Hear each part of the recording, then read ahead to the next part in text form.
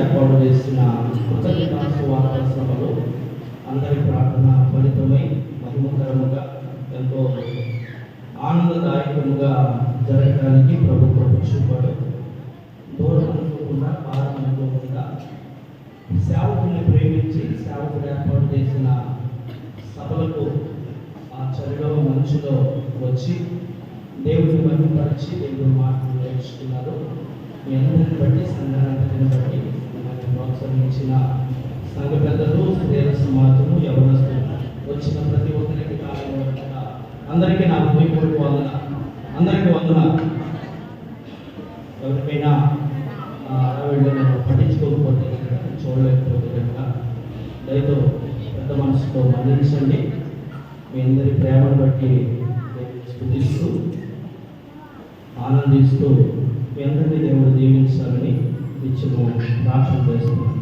సదస్సు నడైన భాగాలలో ఈ కిక్వా కేసుమ ఆదివారం కూడా వేయబడిన 3 పాఠాల నుంచి కొన్ని మూల వాక్యాలుగా 3 విషయాలు ధ్యానం చేసి అది గుర్తు చేసుకుని వాక్యాన్ని ముగించుకున్నా. కిక్వా కేసుమ అంటే అర్థం ఏంటి? 50వ రోజు అంటే దేవుని 50వ రోజు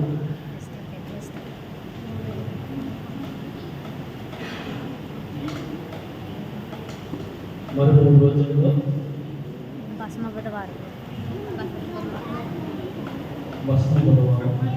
లెంట్ ప్రారంభం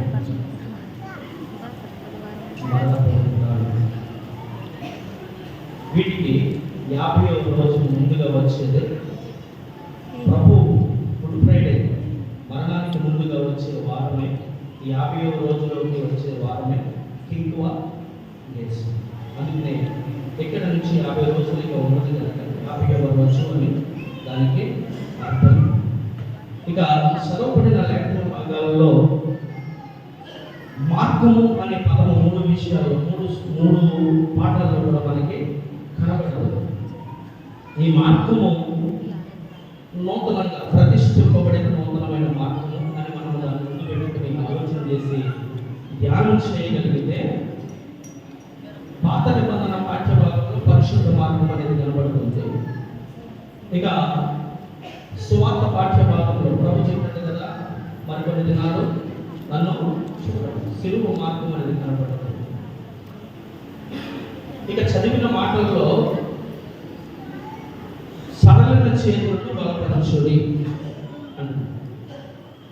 అంటే ఏంటి? సడలిన చేతులు, మా చేతులు బాగున్నాయి కదా అంటే మీ బలపరచిన అవసరం లేదు. చేతులు బాగున్నాయి, బలపరచిన అవసరం లేదు కదా. చెప్పండి, సడలిన చేతులను బలపరచుడి అంటే బాగోలేనట్లే కదా. మరి మా చేతులు బాగున్నాయి బాగలేదా? చెప్పాలి, బాగున్నాయా? 47వ సంకీర్తనలో సర్వజనులారా చప్పట్లు కొట్టుడి అని వాక్యం కదా. చేతులు బాగున్నప్పుడు చప్పట్లు పట్టలేదు. మరి చేతులు బాగున్నప్పుడు అభినయనప్పుడు చేయలేదు. మరి చేతులెత్తి ప్రార్థన చేయండి అన్న మాటలు మరి ఎందుకు ప్రత్యేకంగా నీ నా చేతుల గురించి నిర్మాణకుడైన దేవుడికి తెలియదా? మరొకసారి నీ చేతుల్లో బలపరచు. మరి ఇచ్చే విషయంలో నీ చేయి అలా బలంగానే ఇస్తుందా? గుప్పిట్లో కనపడకుండా కాలిని గట్టిగా నొక్కేసి మళ్ళీ రెండోసారికి ఎవరికి పని చేయకుండా 10 గంటలు అలా విసికేసి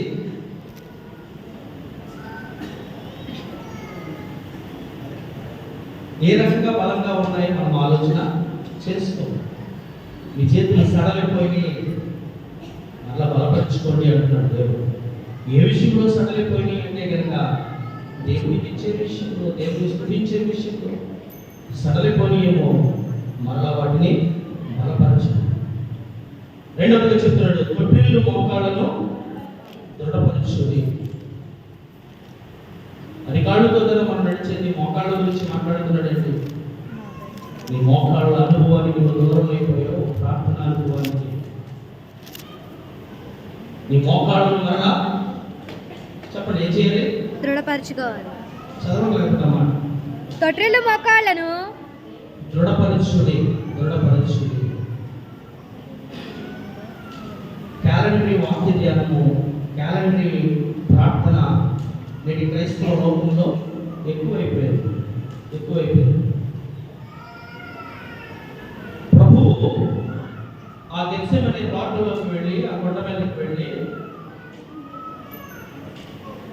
మోకరించి ప్రార్థన చేస్తున్నాడట. ఎలా ప్రార్థన చేస్తున్నాడు అంటే కనుక ఆ రక్తము చెమట రూపంలో బయటికి, చెమటంగా ఉందా? చెమట అనేది రక్తంగా బయటకు వచ్చేస్తారు. ఎలా ప్రార్థన చేస్తున్నారు? మాట్లాడండి, నేను మామూలుగా తెలియని విషయాలు అడగలేదు. ప్రభు గురించి మనకు తెలీదా? ప్రభు ప్రార్థన గురించి మనకు తెలీదా? మోకరించి ప్రార్థన చేస్తున్నాడు ప్రభు. ఎవరి మోకాళ్ళు అయితే నల్లగా ఉంటాయో, ఏదైనా చెప్పుకుంటూ వెళ్ళిపోయిన అన్నట్టుగా ఉంటుంది. నోరు ఇచ్చాడు కదా దేవుడు. ప్రభు మాట్లాడుతున్నాడు. నోరు ఇచ్చిన వాడు మాట్లాడాలని, చెవులు ఇచ్చిన వాడు వినమని చెప్తున్నాడు. అది చేయలేదనుకో మన వాక్యానికి వ్యతిరేకంగా ఉన్నాడు. వాక్యానికి వ్యతిరేకంగా మాట్లాడుతున్నప్పుడు మాట్లాడాలి, కానీ మౌనంగా ఉన్నప్పుడు మాట్లాడుతున్నాం. కొంత మాటకి గ్యాప్ వచ్చే టైంలో మాట్లాడేసుకుంటాం కదా. కూర్చుని లేచి మళ్ళీ కూర్చున్నప్పుడు మాట్లాడేసుకుంటాము, కానీ మాట్లాడమన్నప్పుడు మాట్లాడు. నీ మోకాళ్ళు ప్రార్థన అనుభవాలు కూడా ఉన్నాయా, లేకపోతే తొట్టిల్లే మోకాళ్ళుగా మారిపోయినాయా? అంటే ఆ మోకాళ్ళ అనుభవం, ప్రార్థన దరిదాపులో లేవేమో. మరొకసారి దేవుడు చెప్తున్నాడు, దృఢపరచు, కత్తరిల్లు హృదయ. దేవుని యందు నీ హృదయం స్థిరంగానే ఉన్నదా? స్థిర హృదయముతోనే విశ్వాసం కలిగి నిత్యము నిలుచు సియోను కొండ వంటి స్థిర హృదయము, స్థిర విశ్వాసం మనలో ఉన్నదా? అది ఆలోచన చేసుకోమని ప్రభు మాట్లాడుతున్నాడు. కత్తరిల్లు హృదయాలను భయపడక చదవాలన్నా, ప్రతిదండన చేయుటకే మీ దేవుడు వచ్చుచున్నాడు. ప్రతిదండన చేయుటకే మీ దేవుడు వచ్చుచున్నాడు. ప్రతిదండన చేయుటకే మీ దేవుడు వచ్చుచున్నాడు. ఏదన్నా ప్రేమించడానికి, ప్రాణం పెట్టడానికి కాదు. గొర్రె పిల్లగా మొక్క మీద ఉమ్మేసేస్తే అలా మౌనంగా ఉండిపోతానికి కాదు. నువ్వు గడ్డ పట్టుకుని పెరిగేస్తే, కొరడాలతో కొట్టేస్తే, సిలువ నుంచి దిగిరాని ఏడం చేస్తే, యూదుల రాజ్యాన్ని మొడకెట్టి పెట్టేసి నొక్కేస్తే అలా మౌనంగా ఉండిపోతానికి కాదు. ప్రతిదండన వారి క్రియలు చెప్పున ప్రతిఫలం ఇవ్వడానికి ఆయన ఏం చేస్తున్నాడట? వస్తున్నాడు. ఇది గుర్తుపెట్టు. ఈలాగా నీ చేతులు బలపరచుకో, కొత్తరిల్లు కట్టలిపోయిన నీ మోకాళ్ళు దృఢపరచుకో, సత్తరిల్లుతో నీ హృదయాన్ని స్థిరపరచుకో. లేకపోతే ప్రతిదండనకు గురవుతావు. మెలుగు చెప్తున్నాడు మరొకసారి. వస్తున్నాడు, వాగ్దానం చేస్తున్నవాడు నమ్మదగిన వాడు, చెప్పిన వాడు తప్పక నెరవేరుస్తాడు.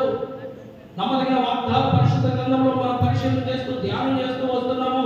75వ సంవత్సరంలో వాగ్దానం చేసిన దేవుడు 100వ సంవత్సరం వచ్చిన శరీరం పడిపోయిన, స్త్రీ ధర్మం నిలిచిపోయిన, వృద్ధాప్యంలో పిల్లలను ఇవ్వగలిగిన సమర్థుడు, నెరవేర్చగలిగిన దేవుడు. అదే దేవుడు ఎలాగైతే వెళ్తున్నానో మరలా వస్తానని చెప్పాడు. అంతవరకు మీరు అనాథులు కాకుండా మీ మధ్యన ఆత్మస్వరూపంగా ఉంటానన్నాడు. ఆత్మ చెప్పు సంగతులు చెబుతున్న వాడు వినుడు కాక అని అంటున్నాడు. మన మధ్యన ఉన్న ఆత్మదేవుడు చెప్పు సంగతులు చెబుతున్న వాడు వినుడు కాక అంటున్నాడు ప్రకటన గ్రంథంలో. వింటున్నావా? నీ చేతుల గురించి వింటున్నావా? తొట్టిల్లిపోతున్న నీ మోకాళ్ళ గురించి, తత్తరిల్లిపోయిన హృదయం గురించి వింటున్నావా? విని సరి చేసుకుని స్థిరపరచుకుని బలపరచుకోకపోతే ప్రతిదండన చేయడానికి ప్రభు వస్తున్నాడు అని చెప్తున్నాడు. ఎంతకాలం ప్రేమించిన ప్రేమ ఎలా మారిపోతుంటే నీ ఎడలా పగగా లేక కోపంగా దండనగా మారిపోతుంది. చదువు కింద మాట. ఏం చేస్తారంట? ప్రతీకారం. ఆ ప్రేమమయుడు పగటించుకునేవాడుగా మారిపోతాడని చెప్తుంది వాక్యం. ఆ దీర్ఘశాంతం కలిగిన దేవుడు కోపోద్రిక్తుడు అయిపోతాడని చెప్తుంది వాక్యం. ఆశీర్వదించే దేవుడు శిక్షించేవాడిగా వస్తున్నాడని చెప్తుంది వాక్యం. అందుకని అంటున్నాడు, ఎన్నిసార్లు గద్దించిన లోబడవా, హఠాత్తుగా వస్తుంది, నాశనం చూసుకో అంటున్నాడు. లోక హెచ్చరికిస్తున్న దేవుడు సడలిపోయిన చేతులను, తొట్టిల్లిపోయిన మోకాళ్ళను, కత్తరిల్లిపోయిన హృదయాలను మరొకసారి నీ అవయవాల గురించి, నీ అంతరంగం గురించి, నీ గురించి మాట్లాడుతున్న దేవుడు దండల గురించి కూడా నీకు తెలియజేస్తున్నాడు, మనకి తెలియజేస్తున్నాడు దండల గురించి. ఇది ఎవరికో కాదు, ఆయన ప్రేమ పొందుకున్న మనమే. ఆయన మన కోసమే ప్రాణం పెట్టాడు. ఆయన ఇచ్చిన ఈవులను అనుభవిస్తున్న మన కోసమే ఈ మాటలు చెప్తున్నాడు. అందుకు కృతజ్ఞత కలిగి ఉన్నామా? మోకాళ్ళ అనుభవంతో ప్రార్థన జీవితాన్ని కొనసాగిస్తున్నామా? చేతులు ఎత్తేవారుగా, చేతులతో దేవుడికి ఇచ్చేవారుగా, బలం కలిగిన వారిగా ఉన్నామా? స్థిరత్వం లేని చంచల హృదయంతో ఉన్నామా? ప్రతిదండన జరిగే దినం ఆసన్నం అవుతుంది. ప్రతీకారం చేయి, దేవుడు త్వరలో రానై ఉన్నాడు. ఇక అనాలోచితంగా రోజులు గడిచిపోతున్నాయి కదా, కాలం గడిచిపోతుంది కదా, అలా వెళ్ళిపోతాం అనుకుంటే కనుక జరభద్రం, ప్రతీకారానికి, శిక్షకు గురైపోతాం. ఎదిగి చెడిపోతివి మనసా, ఇక నీకు కాలు చెప్పుమా. ఎదిగి చెడిపోతివి మనసా, ఇక నీకు కాలు చెప్పుమా.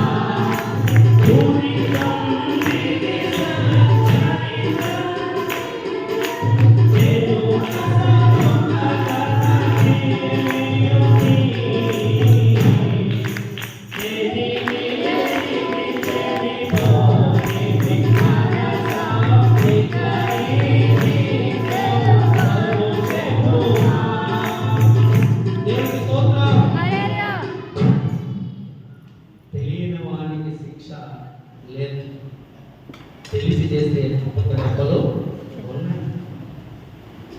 తెలిసి కనుక దానికి క్షమాపణ ఉండదు. ఇదిగో ఇప్పుడైతే మీకు అనుకూల సమయం. ఈ నా జీవం వేపాటిని ఎంతలో కనబడి ఎంతలో మాయమైపోయి ఆవిరి ఊపిరి కలిగిన మనము ఈ గట్టి మట్టిలో కలిసిపోకముందే, ఈ ఊపిరి ఆగిపోకముందే, నీ చేతులను కనపరుచుకోకపోతే, నీ మోకాళ్ళ అనుభవానికి మరలా తిరిగి రాకపోతే, మొదట ఉండిన ప్రేమ మరలా నీకు పొందుకోకపోతే, కలిగి ఉండకపోతే, దేవుడు వచ్చేసరికి అది చూపించకపోతే ఆ ప్రతిదండనకు గురైపోతామని దేవుడు మరొకసారి పాత నిబంధన వాక్యపాఠం ద్వారా హెచ్చరిస్తూ మాట్లాడుతూ ఉన్నాడు. గుడ్డివాడి కన్నులు తెరవబడును. ఏమవుతాయంట? తెరవబడును. ఇంకే కనుక నీ కన్నులు తెరవబడతాయి. బాహ్యంగా కళ్ళు కలిగిన వారిని అనుకుంటున్నాము. ఎలీషా దగ్గర ఉన్న ఆ పనివాడు కూడా చూస్తున్నవాడే, చుట్టూ ఉన్న సైన్యాన్ని చూశాడు. కానీ మరలా ఎలీషా చెప్తున్నాడు, వీడి కన్నులు తెరవబడును గాక. అంటే చూస్తున్నవాడి కన్నులు తెరవడం ఏంటి అంటే, దేవుని ఆత్మ రాబోయే ఉగ్రత తెలిసిన కన్నులు నీకు ఉన్నాయో లేదో తెలుసుకో. ఎందుకు అంటే కనుక ఈ యుగ సంబంధమైన దేవత ప్రతి ఒక్కరి మనోనేత్రాలు పుట్టినను కలుగు చేస్తున్న వాక్యం చెప్తుంది. బాహ్యంగా చూసేది వేరు, ఆత్మీయ నేత్రంతో చూసేది వేరు.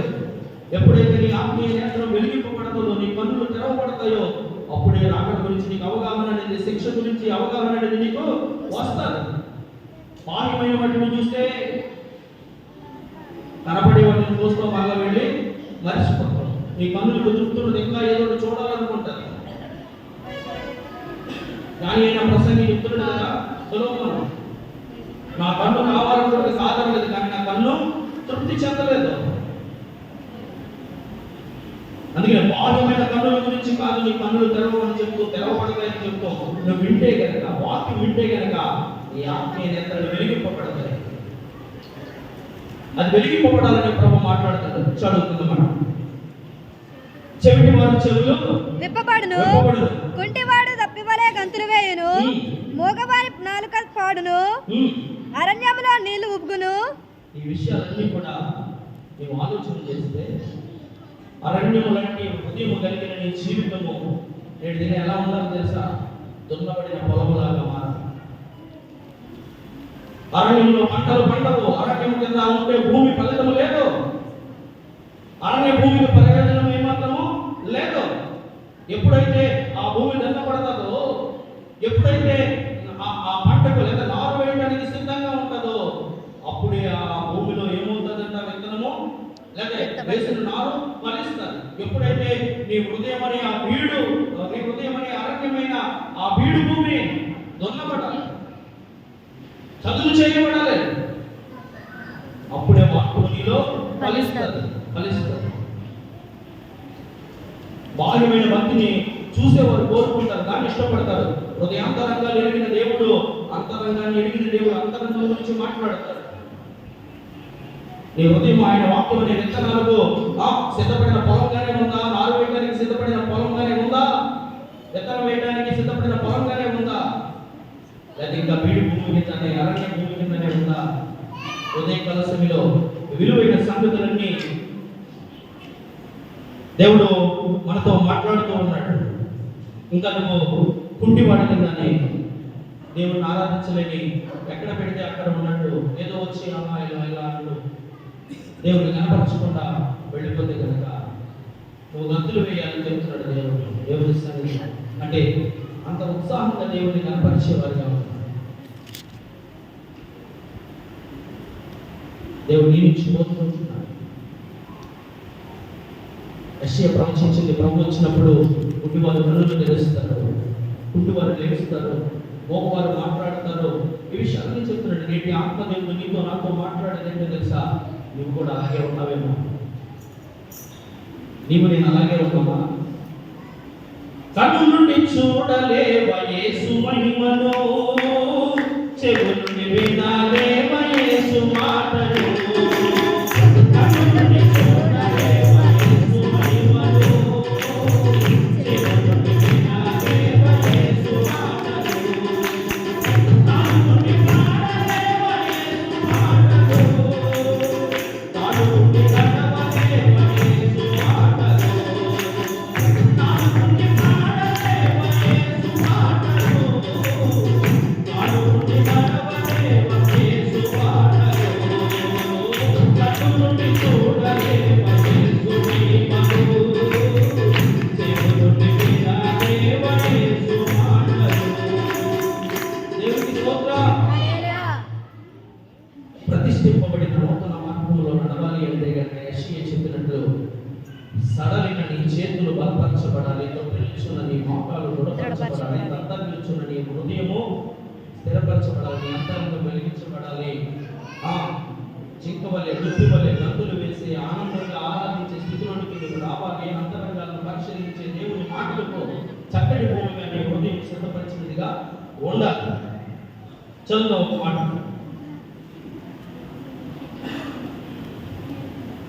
చదువు ఒకసారి. యెహోవా విమోచించిన వారు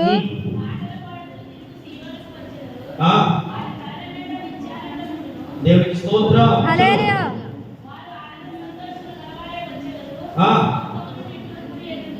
ఏమైపోతుందంట? ఎగిరిపోతుంది. ఎవరెవరో విమోచించిన వారు, దేవుడు విమోచించిన వారు, దేవుడి చేత ఏర్పరచబడిన వారు, దేవుడి వాక్యానికి లోబడిన వారు, దేవుడి ప్రణాళికలో ఉన్నవారు వారు ఏం చేస్తారంట? పాటలు పాడుతూ సీయోనికి, పరలోకానికి, పరమకాలానికి వెళ్తారు. ఎలా వెళ్తారు అంటే కనుక ప్రతిదండన చేసే దేవుడు తిరిగి వస్తున్నప్పుడు నీ ఆధ్యాత్మికతను చూసి సువార్త పాఠ్య భాగంలో లేదా పత్రిక పాఠ్య భాగంలో మనం చెప్పబడిన పాత నిబంధనలో నోవహు ఎలా తప్పించబడ్డాడు? దేవుడు జలమయం చేసేదని అనుకున్నప్పుడు నీతిమంతుడు కుటుంబాన్ని ఎనమటను నీ వాడలోనికి పంపించి ఎలా నీటి మూలంగా రక్షించాడు? బాప్తిసం గురించి మాట్లాడుతున్నా మాట. అలాగే ఆ ప్రతిదండన కాలంలో లోకం మీదకి వచ్చే శ్రమలో సిద్ధపడిన నిన్ను చూసిన దేవుడు ఆనంద సంతోషాలు ఇచ్చే సీయోనుకి ఏం చేస్తాడంట? తీసుకువెడతాడు. అక్కడ పాటలు పాడుతూ దేవుడితో ఆనందిస్తావు. అక్కడ దేవుడు నువ్వేం చేస్తావు? ఆరాధన చేస్తావు. గోధుమ గింజ గురించి కూడా మాట్లాడుతున్నాడు కదా. గోధుమ గింజ భూమిలో పడి, చెప్పండి.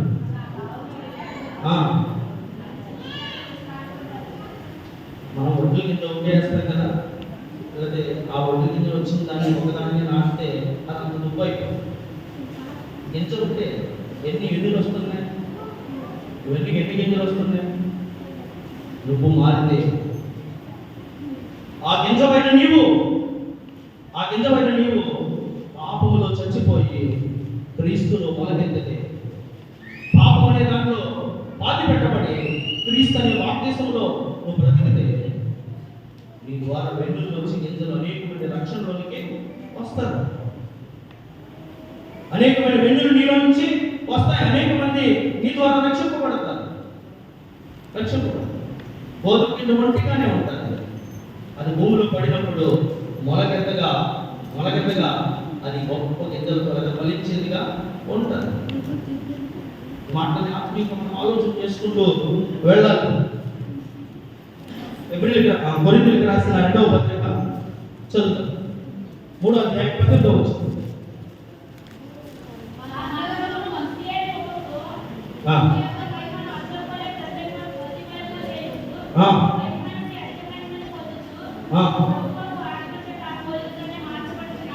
మహిమ నుండి ఎక్కడికి వెళ్ళాలంట? చదువులో అయిపోయినది కూడా చదువులో లేదు కదా, వాళ్ళు చెప్పాలి కదా. అధిక మహిమ నుండి ఎక్కడికి వెళ్ళాలి? అధిక మహిమ. అలా వెళ్ళాలంటే ముందు మాట ఏం చెప్తారు తెలుసా? ముసుగు లేని ముఖము అంటున్నారు కదా.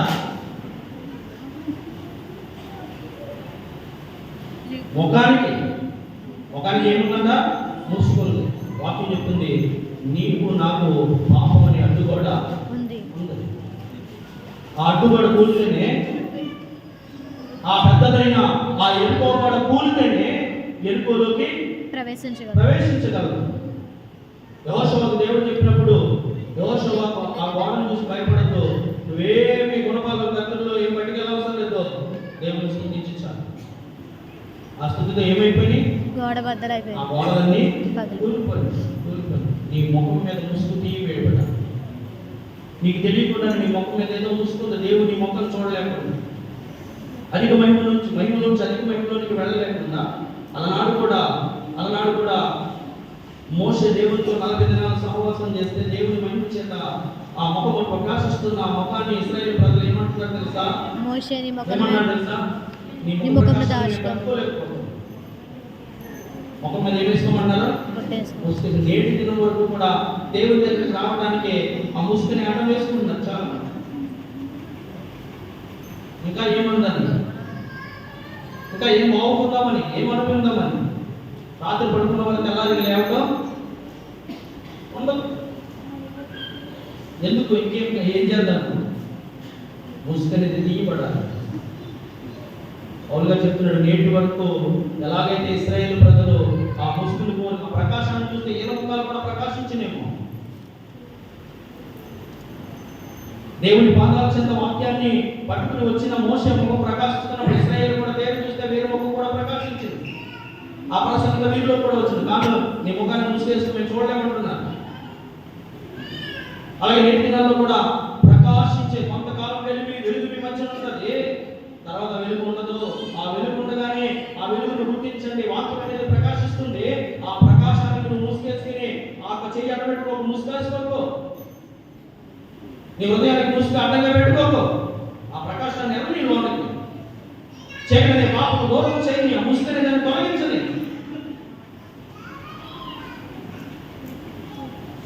ఇంకా ఆ ముసుగులో నీకు ఉంటే కనుక ప్రతి దండన చేసే దేవుడు ప్రతీకారం తీర్చుకోవడానికి త్వరలో మేఘబాబునుండే రానై ఉన్నాడు. ఆ దినం తప్పించుకునుట దేవుని కుమారుడిగా ఆయన రక్తంలో కడగబడి ఆయన సిద్ధపరిచిన నిత్య రాజ్యానికి ఆయన చెప్పినట్టు మనము ఆ బాప్తిస్తాన్ని స్వీకరిస్తే తప్ప. ఇందులో కూడా ఈ దినం ఆ బాప్తిస్తం గురించి మాట్లాడుతున్నప్పుడు చాలా సంగతులు మనకి, అంటే చిన్నప్పుడు బాప్తిస్తం ఇచ్చుకున్నాం కదా, చిన్నప్పుడు ఇచ్చుకున్నాం కదా అన్నాం కదా. చిన్నప్పుడు ఇచ్చుకున్నాం. ప్రభువారు సున్నతి సంస్కారాన్ని అబ్రహాముకి నియమంగా పెట్టారు. ఎవడైతే సున్నతి చేయించుకుంటారో వారే దేవుని పిల్లలుగా ఉంటారు. అందుకని నీకు పుట్టిన లేకపోతే నీ సంతానంలో నుంచి వచ్చిన ప్రతి ఒక్కరికి సున్నతి అనేది అనగా అప్పటికి బాప్తిసానికి దేవుని పిల్లలుగా గుర్తుగా ఉంది. అది జరగాలి అన్నప్పుడు అప్పుడు 13వ సంవత్సరం వచ్చేసిన ఇస్మాయిల్ని తీసుకుని అబ్రహాము ఆ సున్నతి సంస్కారాన్ని ఆచరించాడు. ఇస్సాకు 8వ రోజునే ఆ సున్నతిని చేయించాడు. అది అలా కొనసాగుతూ ఉన్నప్పుడు ధర్మశాస్త్రాన్ని నేను కొట్టివేయడానికి రాలేదు, ధర్మశాస్త్రాన్ని నెరవేర్చడానికి వచ్చానన్న ప్రభువుని 8వ దినాన్ని యెరూషలేము దేవాలయానికి ఆ ప్రకారం చేయడానికే తీసుకువెళ్ళారు. తీసుకెళ్ళిన ప్రభు బాప్తిసం సరిపోదు కదా ధర్మశాస్త్రం చెప్పినట్లు. మరి 30 సంవత్సరం వచ్చినప్పుడు యోర్దాను నగరుడికి ఎందుకు మునిగాడు?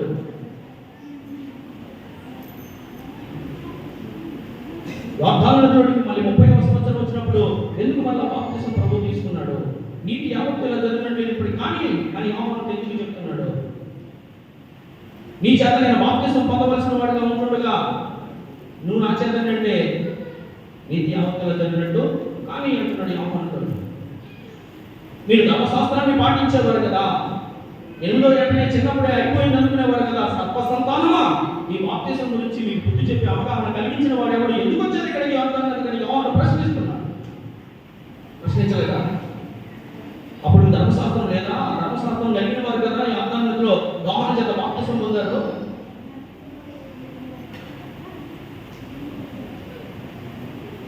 కొన్ని గంటలు కట్టుబడిపోయి ఉంటే కనుక అంటే అలా తీసుకోకపోతే కుదరదా అంటే కనుక ఉదయం మారితే చాలు. అది పర్టికులర్గా అలా తీసుకుంటూ వెళ్ళిపోతారా అంటే బాప్తిసంలో నిలిచి ఉండకపోవడం వేరు. నువ్వే ప్రమాణం అయితే ఏ వడంబడికైతే చేసి దేవుని ఎదుట బాప్తిసం తీసుకున్నావో ఆ క్రమంగా నువ్వు లేకపోయినా పర్వతము వెళ్ళవు.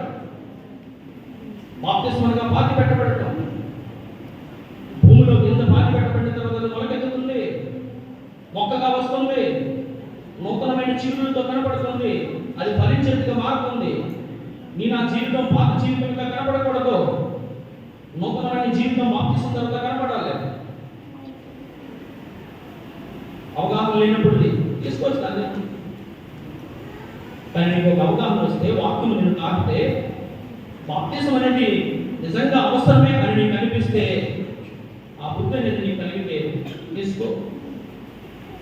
ప్రభువా తీసుకున్నారు, ఆయనే మనకు మార్గదర్శి. ఆయన చెప్తున్నాడు నేనే మార్గం, నేనే సత్యం, నేనే జీవము. ఆయన చెప్తున్నాడు. నీకు అవసరం లేదు అని ప్రభు చెప్పట్లేదు. నీతి యావత్తులో జరిగినట్లు జరిగించు. ఎప్పుడు తీసుకున్నాడంటే అవగాహన వచ్చిన తర్వాత, ఎవరికాలం వచ్చిన తర్వాత, దాని గురించి తెలిసిన తర్వాత, దీనికి బాప్తిసం అంటే అర్థమేంటో అర్థమైన తర్వాత, బాప్తిసం ఎందుకు తీసుకోవాలో తెలుసుకున్న తర్వాత తీసుకోవాలి. తీసుకుంటే నీకు అర్థం అవుతుంది, దానికి తగ్గ జీవితాన్ని నీవు జీవించాలి. దేవునికి స్తోత్రం. హల్లెలూయా. మొట్టమొదటిగా మనం మాట్లాడుకుంటున్న మాటలో యేసు ప్రతిష్ఠించిన నూతన మార్గం అని చెప్పుకుంటూ ఆ నూతన మార్గము ఎలా ఉంది అంటే కనుక పాత నిబంధన మార్గంలో పరిశుద్ధమైన రాజమార్గంగా ఉంది. ఆ రాజమార్గంలో రాజు అనే ఆయన దండన పట్టుకుని వస్తున్నాడు ప్రతిదండన చేయడానికి. ఆ దండనకు గురి కాకుండా రాజుతో పాటు మనం వెళ్ళిపోవాలంటే కనుక సడలిపోయిన నీ చేతులు, తొట్టిల్లిపోయిన నీ మోకాళ్ళు, తరలే నీ హృదయము స్థిరపరచబడాలి, దేవుడిలో కొనసాగాలి. గుడ్డివారుగా యుగ సంబంధమైన దేవత చేత ఈ మనోనేత్రము కనుక మూసివేయబడితే వాక్యమనే వెలుగు చేత వెలిగించబడి అంధకారము తొలగిపోయి ఆ ముసుగు అనేది తొలగిపోయి ఆ రాజుకి ప్రతిదండన చేసే రాజుని ఎదుర్కోవడానికి ఆయనతో ఎత్తబడి సియోనులో పాటలు పాడి సంతోషంగా పరలోకంలో ఉంటే ఆ నూతన యెరూషలేములోనికి వెళ్ళిపోవడానికి ఆనంద గానాలు చేయడానికి నీవు సిద్ధపడిన వ్యక్తిగా ఉంటావు. ఆ రాజమార్గంలో ఆయన ఎదుర్కొనే వధువు సంఘముగా నీవు ఉండాలి తప్ప ఇది వారు మాత్రంగా ఉండి నేను మోసం చేసుకుని మరలా ఇంకొక రోజు ఉందంటే కనుక నీ జీవం మీపాటిది ఎంతలో కనబడి ఎంతలో మాయమైపోయి ఆవిడ పెట్టి ఊపిరి కలిగి వ్యక్తివు కదా నీవు అని వాక్యం మనల్ని ప్రశ్నిస్తుంది. అదే మాట పౌలు గారి పత్రికలో చెప్పినట్టు నేటి వరకు ఆ ముసుగే ఉంది, ఆ ముసుగు తొలగపోతే తప్ప వెలుగనేది నీ కళ్ళును వెలిగించు. కళ్ళు వెలిగించకపోతే గుడ్డివాడికి కావు చూపలేడు. నేను ఇంకా ఆ గుడితనంలో ఉన్న అమ్మవాళ్ళ చేత నేను బాగానే ఉన్నాను వెళ్ళిపోతున్నావేమో. కన్నులు వెలిగింపబడాలి. మొట్టమొదటిగా పాత నిబంధన పాఠ్యభాగంలో రాజమార్గం అనేది కనబడుతుంది. ఎవరు దండన చేస్తారంటే ఆ రాజుకి అధికారం ఉంది.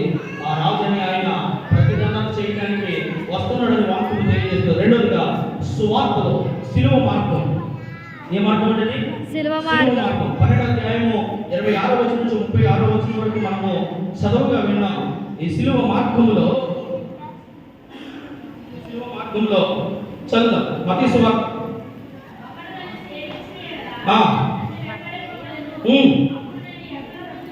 అప్పుడు నేను ఎక్కడ ఉందునో సేవించే నీవు, దేవుడిని ఆరాధిస్తున్న నీవు దేవుని దగ్గరే ఉండాలి. దేవుడు సిద్ధపరిచిన పరలోకంలో నీకు నాకు స్థానం సిద్ధపరిచిన వెళ్ళిన దేవుడు, ఇల్లు కట్టకు వెళ్ళిన దేవుడు మళ్ళా మనం వచ్చి తీసుకెళ్లి ఆ ఇంట్లో పెట్టడానికి వస్తూ ఉంటే నీ స్థలాన్ని, నీకు నిర్మించిన సమయాన్ని, లేక నీకు నిర్మించిన ఆ గొప్ప అదృష్టాన్ని దూరం చేసుకోకుండా ఆయన సేవిస్తూ క్రైస్తవుడిగా ఉంటూ క్రీస్తు బిడ్డనని చెప్పుకుంటూ సంఘ సభ్యత్వం కలిగి చివరికి అసలేందని పోగొట్టుకుంటే ఏం ప్రయోజనం?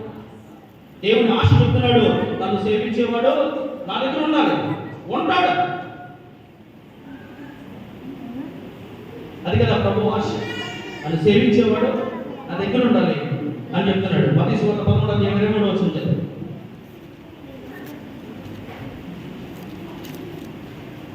వాక్యం విని గ్రహించే వారిగా ఉండాలి. చక్కటి మాట.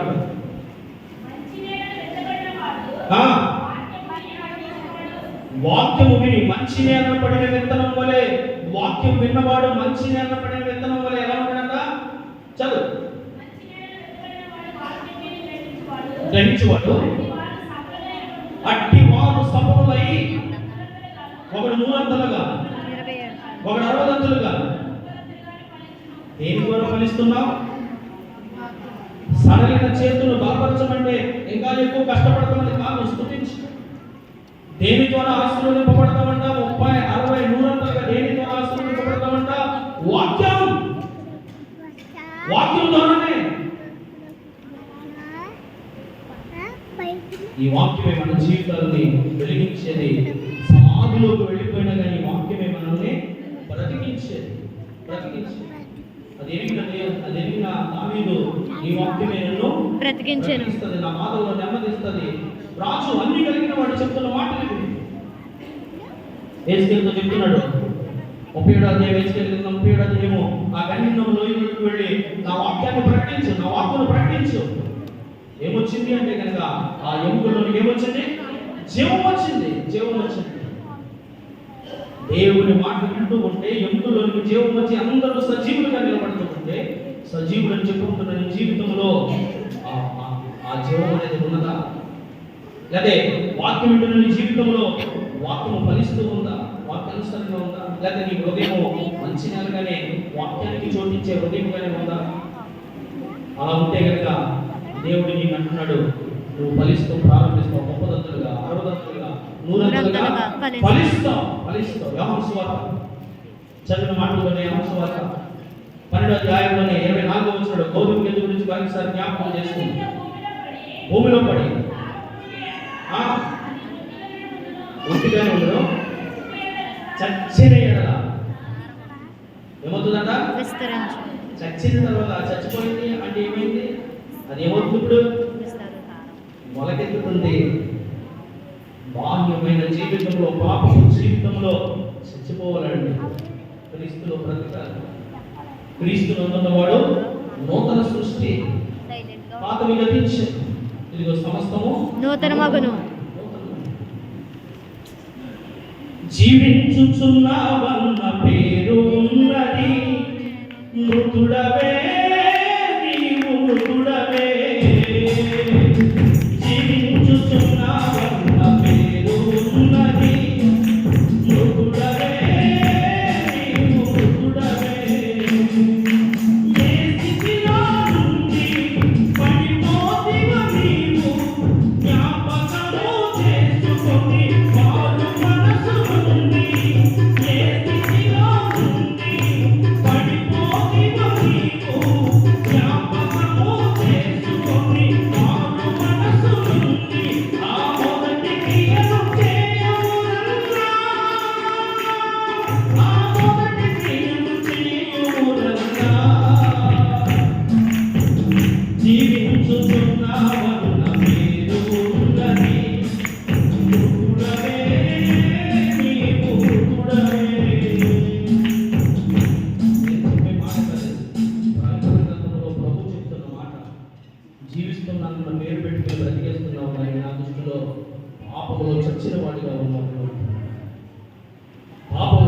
జీతం మరణం. మరణం.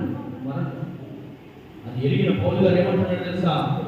దినదినము చనిపోతున్నాను, యేసుక్రీస్తులో నేను బ్రతుకుచున్నాను. దినదినము చనిపోతున్నాడు. చాలా కాలం అర్థం ఉంటాను మాట.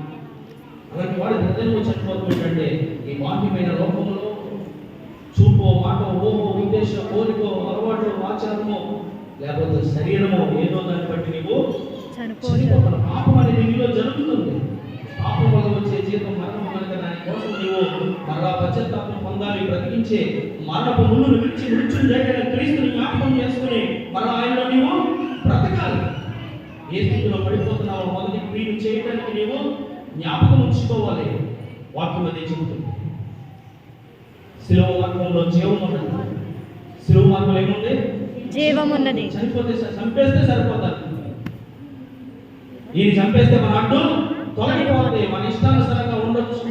మనం నిర్ణయించినది, నీవిచ్చినదే ఇక జరుగుతుంది. శాస్త్రులు, పరిచయులు, ధర్మశాస్త్రోపదేశకులు, సద్దుకేయులు, మతోద్ధారులు వాళ్ళందరూ కూడా ఆలోచన చేస్తున్న ఆలోచన. కానీ చనిపోయిన తర్వాత లోకాన్ని నేను శిలువ ద్వారా ఆకర్షించుకుంటానన్న మాట మర్చిపోయారు. చనిపోయిన తర్వాత మృత్యుంజయుడిని మూడో దినం లేస్తానన్న మాట మర్చిపోయారు. అంటే అడ్డు తొలగించేస్తే, అంతమందించేస్తే పని అయిపోతే అనుకుంటారు. కానీ తర్వాత అసలైంది ఉందని వీరికి గ్రహింపు లేదు. ఆయన జీవించకపోతే, ఆయన సమాధిని గెలవకపోతే, ఆయన సజీవుడు కాకపోతే క్రీస్తునందున్న మనకు కూడా జీవము లేదు. అందుకనే క్రీస్తునందు మృతులైన మృతులు లెగిస్తారు. అందరూ కూడా లెగిస్తారు. ఆయన స్థలంలో మనందరం కూడా ఉంటామని దేవుడు చెప్తుంది. మూడవదిగా పత్రిక పాఠ్యభాగంలో వాక్యం వేసుకుని వాక్యాన్ని ముగించుకుంటాం.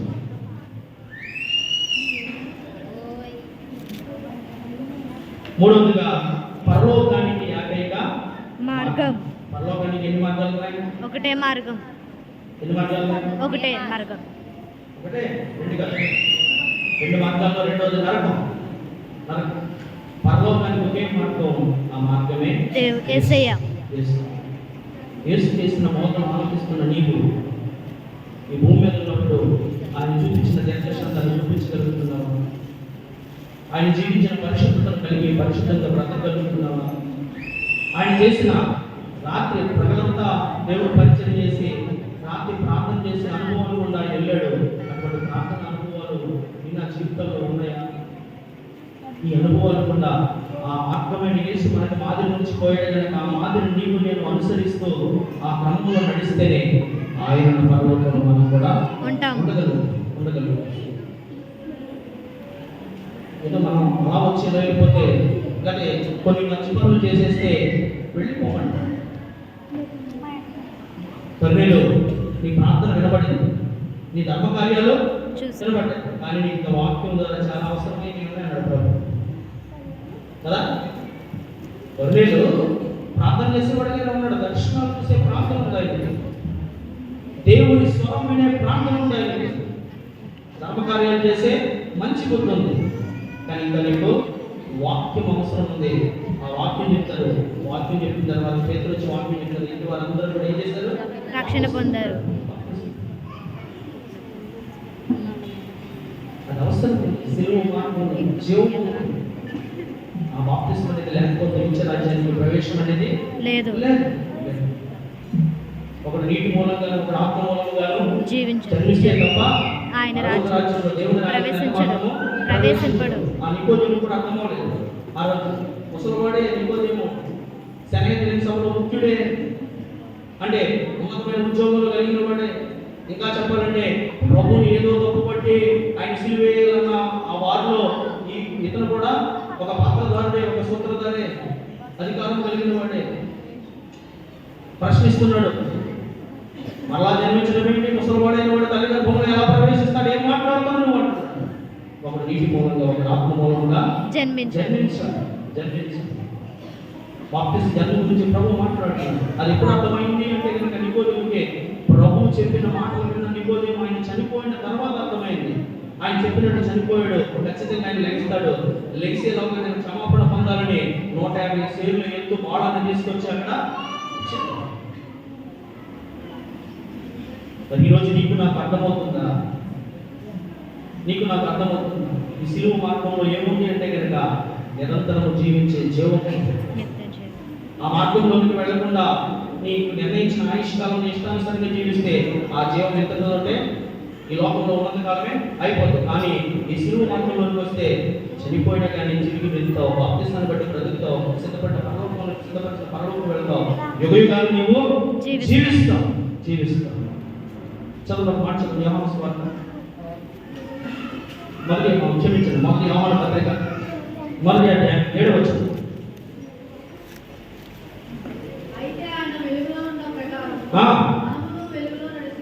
మనమును వెలుగులో నడిచిన ఎడల అన్యోన్య సహవాసం కలిగిన వారిగా ఉందుము. ఆయన వెలుగే ఉన్నాడు. ఇంకా చీకటికి నేను చీకటిలో నీవేమాత్రము ఉండకూడదు. 22వ వచనం చదువు. లేదా పేతురు పత్రికలో 3వ అధ్యాయం చదువు 16వ వచనం చదువు.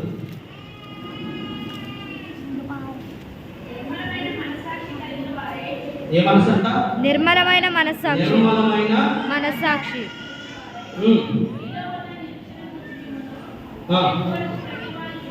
హేతు అడిగిన ప్రతి వానికి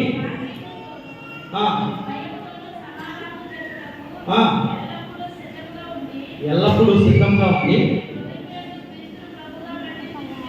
ఎవరిని ప్రతిష్ఠించుకోమన్నాడు? దేవునిని. ఆయన ప్రతిష్ఠించుకుంటేనే. నీకు చాలా విగ్రహాలు ఉన్నాయి లోన. నీ ధనమనే విగ్రహం నీలోనే ఉంది. బంగారం మీద వ్యామోహం అనే విగ్రహం నీలోనే ఉంది. నువ్వు వాటిని లోన ప్రతిష్ఠించేసుకున్నావు. వాటి కోసం లెక్కలు కట్టుకుంటూ ఉన్నావు. కొన్ని స్థలాల్లో కొన్ని విగ్రహాలు ప్రతిష్ఠిస్తారు. దేవుడు ఒక స్థలంలో కొలువైపోయి అక్కడ ప్రతిష్ఠింపబడి ఆరాధనలు అందుకోవాలనుకుంటలేదు. హృదయాన్ని దేవుడు దేవాలయంగా మలుచుకోవాలనుకుంటున్నాడు. నీలో ఉండాలనుకుంటాడు. అందుకనే నన్ను నీలో ప్రతిష్ఠించుకోండి అంటున్నాడు. దేవుళ్ళు ఉండాలి, దేవుడు నీలో ఉండాలి. అప్పుడే ఈ సిలువ మార్గంలో ఉన్న జీవాన్ని నీవు పొందుకుంటావు. ఆయన ఎక్కడుంటే అక్కడ మనం కూడా ఉంటాం. 3 విషయాలు మనం ధ్యానం చేస్తాం. మరి నేను తొందరగా ముందుకెళ్ళడం అర్థమైందో లేదో మరొకసారి నేను గుర్తు చేస్తున్నాను. క్రీస్తు ప్రతిష్ఠించిన నూతన మార్గం గురించి పాత నిబంధనలు గుర్తు చేస్తూ ఆ మార్గం అనేది ఏంటి అని ముందు పెట్టుకుని ధ్యానం చేస్తున్న మనము అది పరిశుద్ధమైన మార్గం. దాంట్లో ఆ మార్గంలో అది పరిశుద్ధమైన రాజమార్గము. దాంట్లో రాజుని ఆయన దండం తీసుకుని వస్తున్నాడు. శిక్ష అనేది ఇవ్వడానికి ఆయన త్వరలో రాబోయేటంటే ఆ విషయాన్ని ధ్యానం చేస్తాం. 2వ మార్గము సువార్త పాఠ్యభాగంలో సిలువ మార్గం అనగా శ్రమలనే వస్తాయి. కానీ శ్రమలకు సాదృశ్యంగా ప్రభు మన ముందు ఆయన నలిగిపోయిన వాడిగా ఉన్నాడు. ఆయన యందు మనం ఉంటే కనుక ఆయన సిద్ధపరిచిన పరలోకంలో ఉంటాము అని ఈ మాటలు గుర్తు చేసుకుంటూ వచ్చాము. ఇక పత్రికా పాఠ్యభాగంలో మనం చెప్పుకున్న మార్గం ఏమిటంటే పరలోకానికి వెళ్ళే ఏకైక మార్గం. ఆ మార్గం ఎవరంటే యేసు. ఆ యేసు ఏమై ఉండాలి, ఏమవ్వాలి అంటే కనుక నీవు ప్రతిష్ఠించుకో. నీలో ఆయన ఉన్నాడు. ఆయన ఎలా ఉన్నాడు? మరి ఎలాగా? ఒక బొమ్మను చేసుకోవాలా, లేకపోతే ఒక టాటూ వేయించుకోవాలా ఇక్కడ అంటే కాదు. ఆయన ఏమై ఉన్నాడంటే కనుక ఆదియందు వాక్యం ఉండేది. వాక్యం దేవుడే కృపా సత్య సంపూర్ణుడిగా మన వచ్చిన మొదటి వచనం. వాక్యం అనేది నీ హృదయంలో ఉంటే క్రీస్తును ప్రతిష్ఠించుకున్న వ్యక్తి. ఆ వాక్యాన్ని ప్రతిష్ఠించుకుంటే క్రీస్తును రాబెట్టుకున్న వ్యక్తి. ఆ వాక్యం ఏం చేస్తుంది తెలుసా? నిన్ను నడిపిస్తుంది, నిన్ను బ్రతికిస్తుంది. వాక్యం ఏం చేస్తుంది? పోయినా కానీ బ్రతికిస్తుంది. బాహ్యమైన అందరికీ తథ్యమే, తప్పక వస్తుంది. ఎప్పుడు వస్తుంది అన్నది తెలియదు. కానీ యుగయుగాలు బ్రతుకుంటే జీవము క్రీస్తులో ఉంటే, ఆ క్రీస్తే నీలో ఉంటే, ఆ క్రీస్తు వాక్యమైనాడు, ఆ వాక్యమే నీలో ఉంటే కనుక ఆ వాక్యం బ్రతికించేదిగా ఉంది. ఆ బ్రతికించే వాక్యాన్ని మనం చెప్పుకున్న ఈ మార్గాలని గుర్తు చేసుకుని నిత్యము ధ్యానం చేసుకుంటూ ఆ మార్గంలో నడవగలిగితే కనుక నీవు సిద్ధపరిచిన నిత్య రాజ్యానికి వెళతావు. అటువంటి కృపా పరిశుద్ధాత్మ దేవుని సహాయ సన్నిధి మనందరికీ అనుగ్రహింపబడును గాక.